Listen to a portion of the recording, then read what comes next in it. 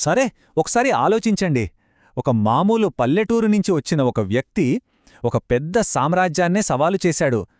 ఎవరూ చేయలేరనుకున్నది చేసి వేల కోట్ల కంపెనీని కట్టాడు. కాని అంతా సవ్యంగా ఉంది, విజయం పీక్స్లో ఉంది అనుకుంటున్న టైంలో గవర్నమెంటే ఒకే ఒక ఆర్డర్తో ఆ కంపెనీని మూసేయమని చెప్పింది.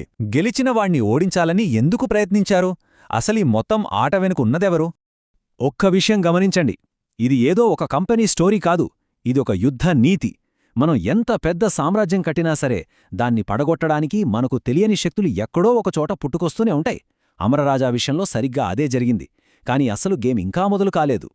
సరే, ఈ మొత్తం స్టోరీని మనం బాగా అర్థం చేసుకోవాలంటే అమరరాజా జర్నీని 5 కీలకమైన పాయింట్లుగా చూద్దాం. ప్రతి పాయింట్ మనకు ఒక ముఖ్యమైన బిజినెస్ పాఠం నేర్పుతుంది. సరే, ఇక కథ మొదలు పెడదాం. ఇది స్వాతంత్రం వచ్చిన కొన్ని సంవత్సరాల తర్వాత మాట.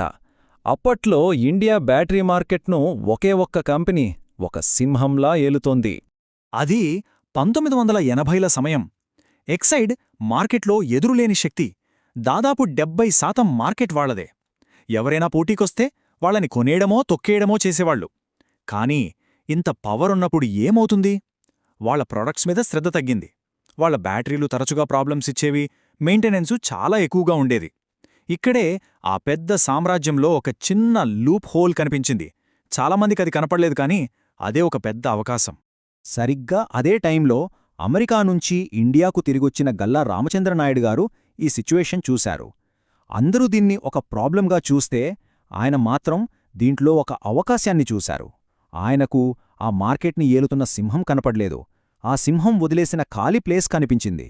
ఇక్కడే అసలు కథ మొదలైంది. అయితే తెలివైనవాడు సింహంతో నేరుగా ఫైట్ చేయడు, అది సూసైడ్ చేసుకోవడమే.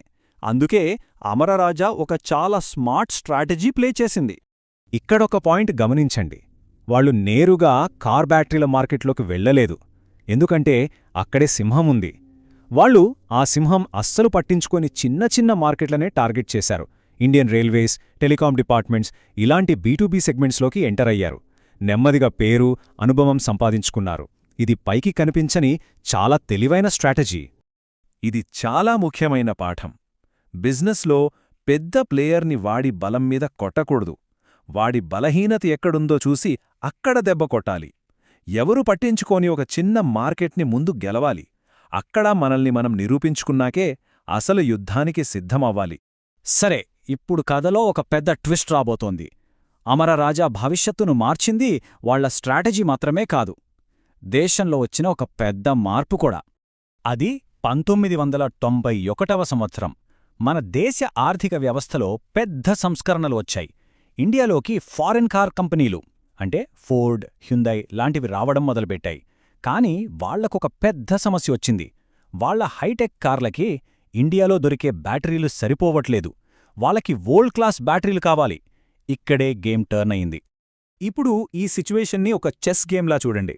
ఎక్సైడ్ దగ్గర మార్కెట్ ఉంది, కానీ టెక్నాలజీ పాతది. అమర్రాజాకి ఇండియా మార్కెట్ తెలుసు, కానీ అడ్వాన్స్ టెక్నాలజీ లేదు.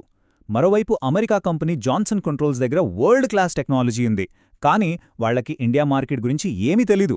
ఇప్పుడు ఈ ముగ్గురి మధ్యలో ఉన్న ఈ డెడ్లాక్కి ఒకే ఒక సొల్యూషన్ ఉంది. ఇది ఒక మాస్టర్ స్ట్రోక్. జాన్సన్ కంట్రోల్స్తో జాయింట్ వెంచర్. ఈ ఒక్క డీల్తో అమరరాజా కొన్ని సంవత్సరాల రీసెర్చ్ అండ్ డెవలప్మెంట్ని ఒక్క దెబ్బతో స్కిప్ చేసేసింది. వాళ్లు మెట్లు ఎక్కలేదు, నేరుగా లిఫ్ట్లో పైకి వెళ్ళిపోయారు. ఇక్కడే వాళ్ల అసలైన విజయం మొదలైంది.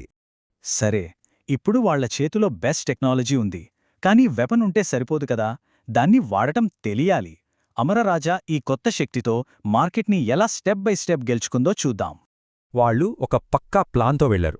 ఫస్ట్ స్టెప్, అమారన్ పేరుతో ఇండియాలోనే మొట్టమొదటి జీరో మెయింటెనెన్స్ బ్యాటరీని లాంచ్ చేశారు. పెద్ద పెద్ద కార్ కంపెనీలతో టైఅప్ అయ్యారు. స్టెప్ 2, కార్ మార్కెట్లో సక్సెస్ అయ్యాక ఇండియాలో అతి పెద్దదైన టూ వీలర్ మార్కెట్లోకి ఎంటర్ అయ్యారు. అమారన్ పేరును ప్రతి ఇంటికి పరిచయం చేశారు.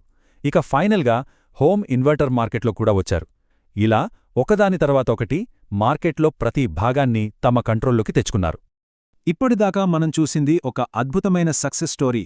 కానీ 2019 తర్వాత కథ పూర్తిగా మారిపోయింది. ఈసారి ఫైట్ మార్కెట్లో కాదో బయటి నుంచి వచ్చింది. ఒక్కసారిగా అన్ని వైపుల నుంచి సమస్యలు మొదలయ్యాయి. 22 వాళ్లతో ఉన్న పార్ట్నర్ జాన్సన్ కంట్రోల్స్ సడన్గా పార్ట్నర్షిప్ బ్రేక్ చేసింది. సరిగ్గా అదే టైంలో పొల్యూషన్ కంట్రోల్ బోర్డు నుంచి కంపెనీని మూసేయమని ఆర్డర్స్ వచ్చాయి. కొన్ని 100 ఎకరాల ల్యాండ్ని గవర్నమెంట్ వెనక్కి తీసుకుంది. చివరికి కంపెనీని ఈ పొలిటికల్ ఇష్యూస్ నుంచి కాపాడడానికి ఫౌండర్ కొడుకు గల్లా జయదేవ్ తన రాజకీయాలనే వదిలేయాల్సి వచ్చింది. ఇక అసలు గెలుపు ఎవరిదో తేలాల్సిన సమయం వచ్చింది. కానీ ఈ నంబర్స్ చూడండి, ఇవి వేరే కథ చెబుతున్నాయి. పార్ట్నర్షిప్ బ్రేక్ అయినా, ఇన్ని పొలిటికల్ ప్రాబ్లమ్స్ వచ్చినా వాళ్ల రెవెన్యూ 6,800 కోట్ల నుంచి దాదాపు డబల్ అయ్యింది. దీనికి అర్థం ఒకటే, అమరరాజా ఇక ఎవరిపైనా ఆధారపడట్లేదు. వాళ్లు సెల్ఫ్ రిలయంట్ అయ్యారు. ఎలాంటి సమస్య వచ్చినా తట్టుకుని నిలబడగల శక్తిని సంపాదించుకున్నారు. ఇది మైండ్ సెట్కి సంబంధించిన పాఠం మాత్రమే కాదు, ఇది ఒక స్ట్రాటజిక్ బిజినెస్ లెసన్. మొదటిది, పార్ట్నర్షిప్ అనేది మన ఎదుగుదలకు ఒక లాంచ్ ప్యాడ్ లాంటిది, లైఫ్ లైన్ కాదు. వాళ్ల దగ్గర్నుంచి నేర్చుకుని మన కాళ్ల మీద మనం నిలబడాలి. రెండోది, చాలా ముఖ్యమైనది, బిజినెస్ని పాలిటిక్స్ని కలపకూడదు. ఎందుకంటే ఆ రెండు ఆటల రూల్స్ చాలా వేరు. సో ఫైనల్గా అమరరాజా కథ నుంచి మనం నేర్చుకోవాల్సిన 3 కీలకమైన పాఠాలు. 1, మార్కెట్లో ఉన్న గ్యాప్ని గుర్తించడం. 2, సరైన సమయంలో సరైన వాళ్లతో పార్ట్నర్షిప్ పెట్టుకోవడం. 3, చివరికి ఎలాంటి పరిస్థితి వచ్చినా ఒంటరిగా నిలబడేంత బలంగా తయారవడం. ఒక విషయం గుర్తుంచుకోండి, బిజినెస్ అంటే డబ్బు సంపాదించడం మాత్రమే కాదు, అది ఒక మెంటల్ గేమ్. ఈ కథ మీకే ఒక పాఠం మాత్రమే కాదు, మీ మైండ్ సెట్ని మార్చే మార్గదర్శక శకం. ఇలాంటి బిజినెస్ యానిమే కేస్ స్టడీస్ కోసం సబ్స్క్రైబ్ చేయండి. మీకు ఏ కంపెనీ స్టోరీ కావాలో కామెంట్ చేసి చెప్పండి. జై హో, జై హో,